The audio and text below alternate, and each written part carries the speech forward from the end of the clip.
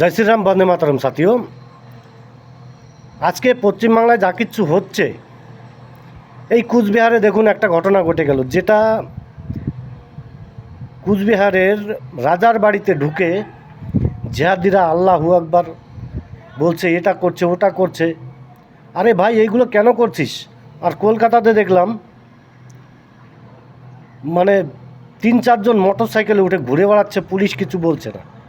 আরে ভাই, কিছু বলবে না পুলিশ তোদেরকে?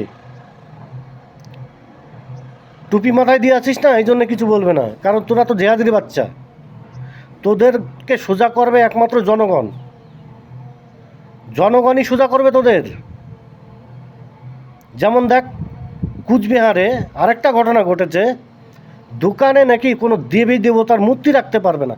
এই শালারা মার খাবে না, খাবে কারা? এই শালাদের জম কাঁচায় আছে, জমে নিয়ে যাবে এদের। যেমন দেখ, প্রথমে হলো কোথায়, মায়ানমারে সব মুসলমানদেরকে ভাগাইছে, জিহাদিরকে ভাগাইছে। তারপরে কোথায় হচ্ছে, আসামে হচ্ছে, ভাগাচ্ছে তোদের এই ব্যবহারের কারণে। তারপরে কোথায় হলো, তারপরে আরও কোথায় হলো, দেখ নিজের চোখে দেখ তোরা। আসামের পড়োশি রাজ্য মেঘালয়, সেখানে হচ্ছে। এবার তোদের পশ্চিমবাংলায় বাকি আছে। তোরা এই পশ্চিমবাংলা থেকেও তাড়া খাবি তোদের এই ব্যবহারের কারণে। কই আমাদের হিন্দুরা তো কেউ গিয়ে বলে না মুসলমানদেরকে, গিয়ে মুসলমানদের এই ছবি হটায় দাও, মক্কা মদিনার ছবি হটায় দাও, আয়াত সরিয়ে দাও, তুই বলে না তো। তুই বাড়া মুসলমান, হিন্দুর দোকানে গিয়ে কেন বলবি? বাড়া তোদের মতো কিছু কিছু লোকের জন্যে এই মায়ানমার ছাড়তে হচ্ছে মুসলমানদেরকে, তারপরে আসাম ছাড়তে হচ্ছে, তারপরে মেঘালয় ছাড়তে হলো, এরপরে তোদের পশ্চিমবাংলা ছাড়তে হবে, জেনে রাখিস।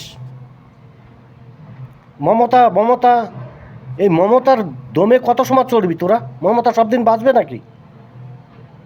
হ্যাঁ, মমতা পুলিশ মন্ত্রী থেকে সরে গেলে কি হবে? পাবলিকে ঢুকিয়ে তোমাদের গাড়ে বাস দিয়ে দেবে। বুঝতে পারলে? এখনো শুধরে যাও।